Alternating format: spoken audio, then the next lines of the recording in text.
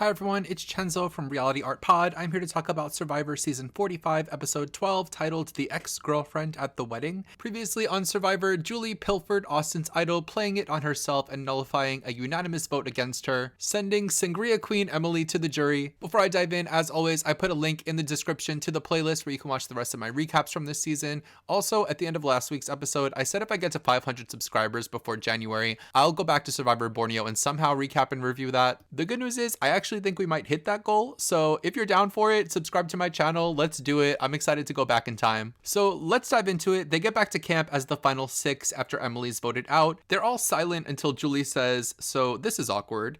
Julie celebrates in confessional and she is giddy. Dee and Julie are acting pissed at each other to cover up their collusion. Dee is amazed with herself because she is now a professional actress after the show. Privately, Dee swears on her mother to Austin that she didn't tell Julie. Drew joins them and Dee lies to Drew and he instantly believes it. Julie runs over and jumps on them saying, "Remember the good old days?" Drew says in confessional, get off me," and says Julie is like the uninvited ex-girlfriend at the wedding, and he says the thing and it's ragging on Julie. Katurah wakes up at the crack of dawn and starts looking for the idol. Dee notices that she's gone and confesses, "Girl, you don't wake up that early." Austin and Dee go Katurah hunting and find her. They catch her and frighten her. Julie confronts Drew. He tells her there's still a possibility for Reba to be the final 4. Drew tells us he's just bullshitting Julie pretty much, and she's going to be an outsider for the rest of the game. Julie sees this and is on to Drew. She tells us that she only trusts Dee. She asks Dee for a one-on-one chat, and as they're walking away, Dee is cracking up. Dee tells Julie that she swore on her mom, and Dee is in such a good mood in confessional, laughing about how she's going to swear on her dog, her mom, her dad,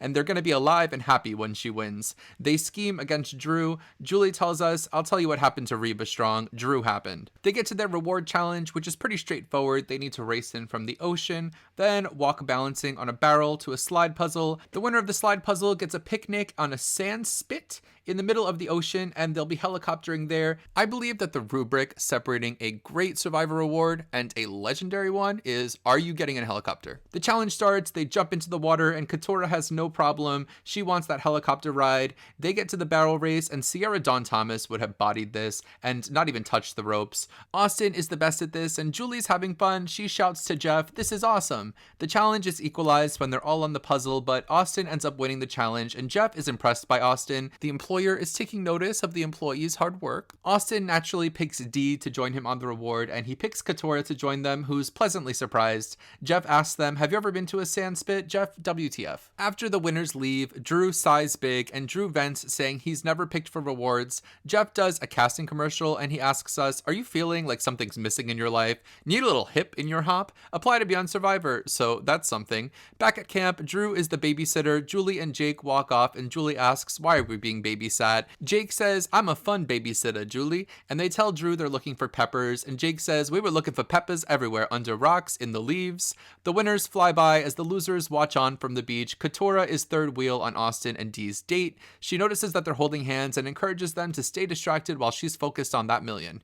Steamy romantic music plays as Dee talks about Austin being chivalrous, and we get a rare moment hearing her producer in interview asking her, "What's the deal with you and Austin?" and telling her she's acting like she's a little bit smitten. She replies that he's a cool guy and she likes him. Basically, Austin and Dee are in love. Austin reflects that he used to be insecure, and they flash back a few photos of him as a kid to help tell this story. They definitely got Austin's mom to send all of the photos from the book in the bottom of the drawer. Back at camp, Jake says the only way he can win the game is if he does something flashy in front of the jury, so he goes on an idol hunt. After a relatively quick search, Jake finds a clue saying that Jake's idol is hidden in the tribe's raft. He strips to his underwear and talks about a play he did where he had to be in his underwear on stage. He has a great memory of being in that play in college, but doesn't tell us the story. He finds his idol, which he refers to as his crotch idol, as he stuffs it into his underwear. Jake says he needs to play this idol correctly, and he's still in the game and calls himself a wolf in goat's clothing. At the immunity challenge, Jeff unapologetically mimics Jake's voice when asking Jake a question, which is really only showed to show Jeff being silly.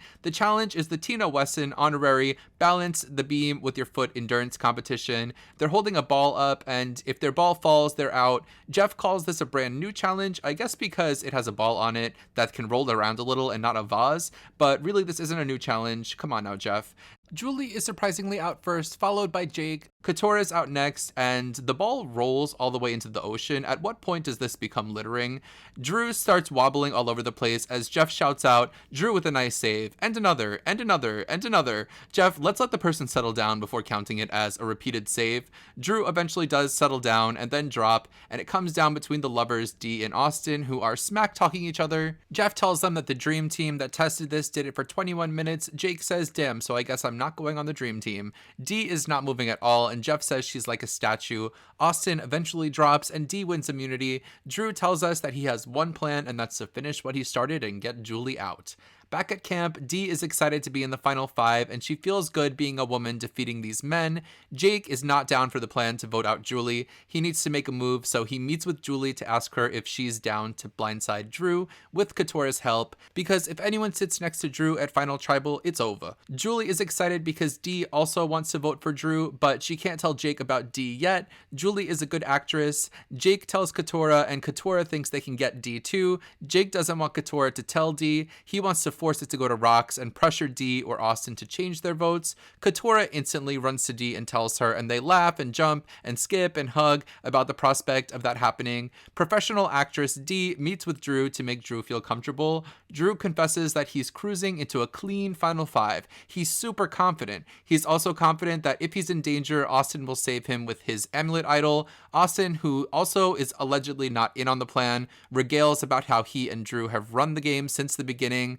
Dee and Austin meet on the beach. Dee is torn about whether she should tell Austin about the plan coming into Tribal. It's left a mystery coming into Tribal whether or not she actually told him. So coming into Tribal, the question is whether Austin will play his amulet on Drew. When they come into Tribal, Kelly whispers that she's happy for Dee, and Kendra agrees. Girl power on TV. They talk about the reward. Julie jokes that Austin wanted Julie to babysit Jake and Drew. Then she says, JK, Jeff. Jake and Drew say that they were cool babysitters. They let Julie have ice cream and stay up late. They have some general chitter chatter about how anything can happen, and they're all on the chopping block. Drew makes a confident statement that if he can get through this night, he sees a clear path to the end for himself. And Drew makes an analogy about limbo. The jury says that's a good one. I thought it was okay.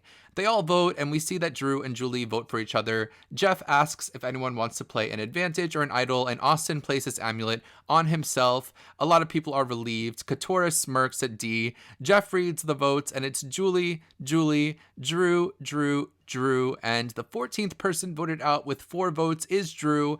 I don't think that Dee told Austin because he seems genuinely shocked at this vote out, so we have to say goodbye to Drew here, and Kelly says Drew is pissed as he walked out.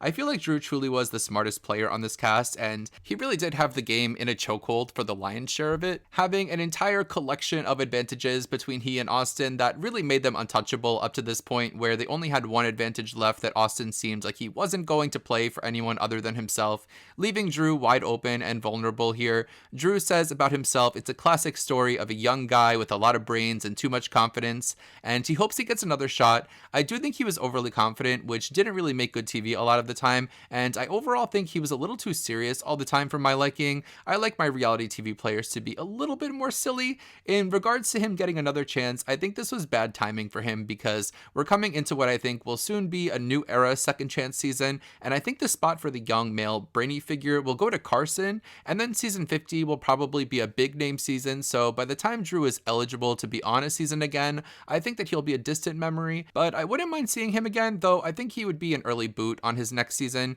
Next week is the finale. We're coming in with the 3 original Rebas, Austin, Dee, and Julie, and 2 Bellows, Katurah, and Jake. If I had to make a prediction of what's going to happen, I think Jake plays his idol at Final 5, but the Rebas still vote for Katurah anyway because she's a bigger jury threat, and then I think Julie beats Jake at Fire, and we get a Reba Final 3 with Dee winning maybe unanimously. So let me know in the comments, what do you think is going to happen in the finale? Who do you want to win and who do you think will win? Not only will I be back next Wednesday to talk about the Survivor finale, but I've been covering Big Brother Reindeer Games, so I'll have 3 episodes of Reindeer Games between now and then.